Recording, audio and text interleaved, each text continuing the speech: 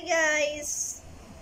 Good morning. So for today's video, magkukulay tayo ng buhok dahil, ayan, marami na tayong puting buhok. So, kailangan na magkulay. So 3 months na hindi ako nagkulay. Gawa ng lagi ako nagsiswimming at nag-enroll nga ako ng swimming lesson kahit matanda na. Diba? Sabi nga nila, never too late to learn. So, dahil gusto ko laging mag-beach or pumunta sa kung saan-saan na may tubig pero hindi ako marunong lumangoy. So, nag-enroll ako ng swimming lesson kaya hindi ko siya kinulayan.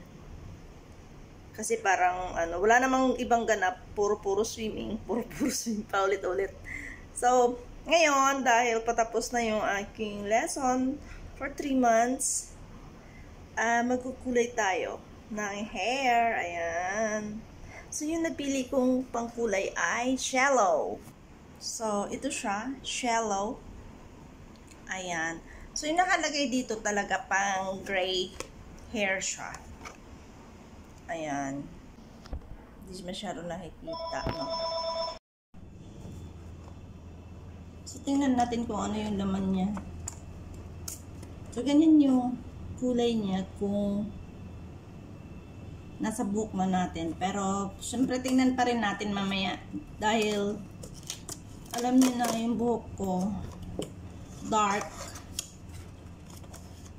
So, ayan. Oh.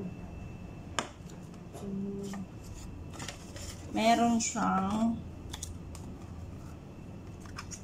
suklay. I guess suklay ito. Meron siyang ganyan.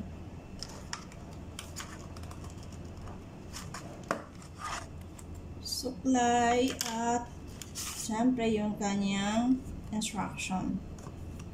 Umpisa na natin. Ganito lang yun. I-press lang natin itong ano niya dito. Then,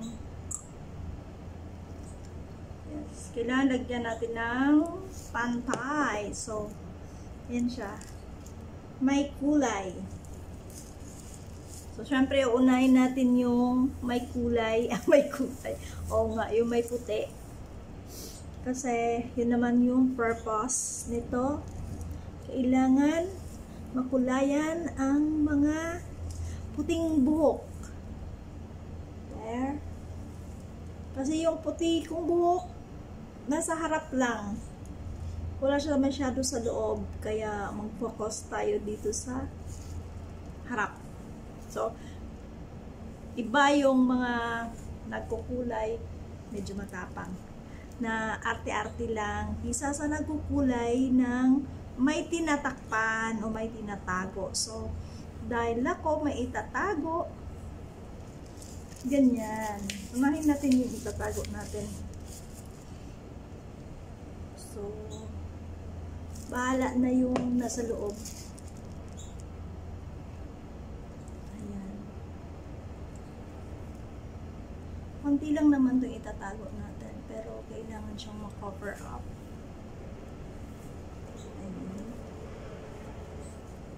So, sanang maganda ito. First time ko itong gamitin yung ganitong product. Medyo matapang siya. Medyo nararamdaman siya ng mata ko.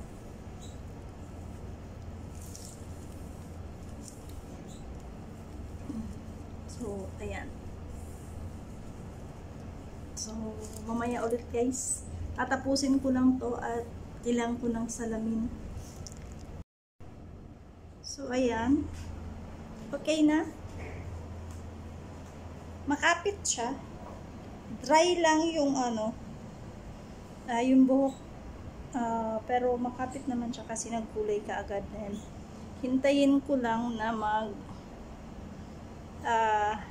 30 minutes. 15 to 30 minutes actually. Pero tingnan ko baka mga 30 minutes aabot. Pasensya na guys, hindi maganda yung kulay ng ng camera. Ayan.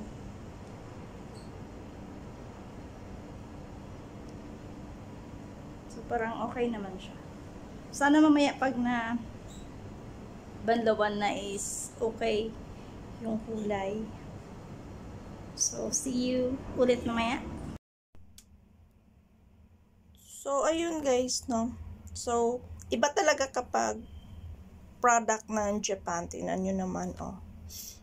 Saka, ayan. So, product siya ng Japan. At, sa tulad ko na may puting buhok. So, ayan guys. Kailangan hanapin nyo yung may nakalagay na for gray hair only. Kasi pagka ibang yung mga pangkulay-kulay lang, hindi magkukulay doon sa puting buhok or sa gray hair. Hindi siya ma-cover up ng maayos. Hindi siya ganun kakapit.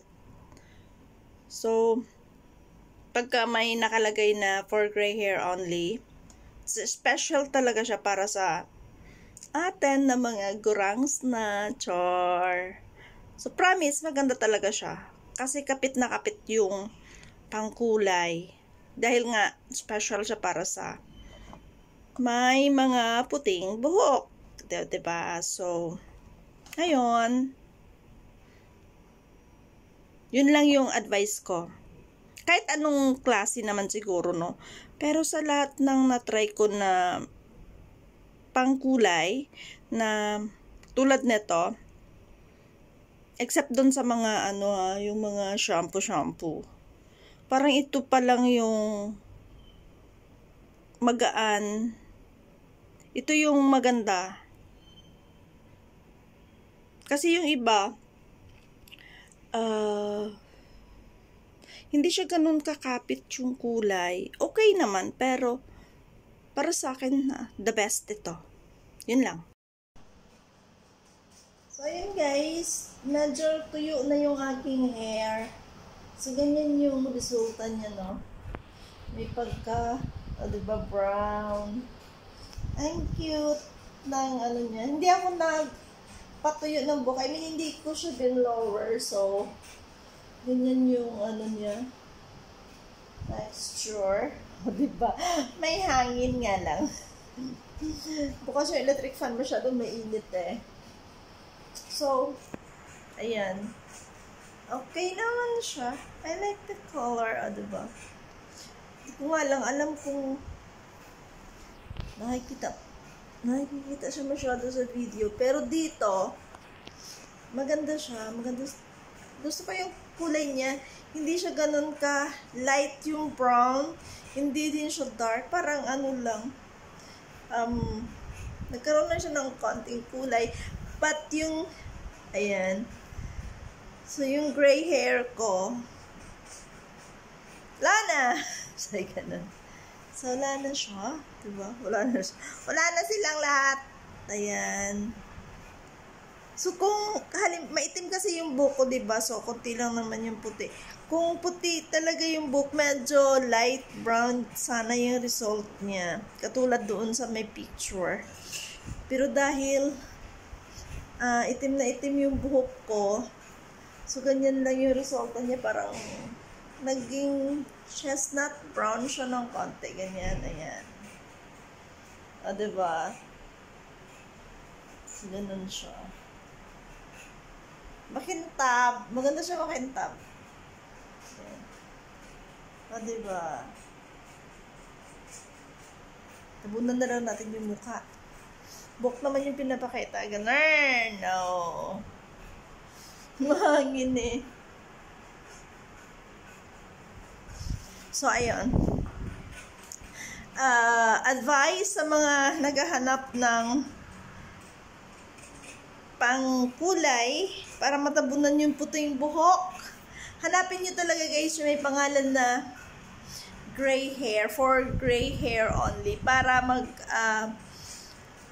mag-effect talaga siya ng maayos sa buhok natin na may mga puti. Ganon.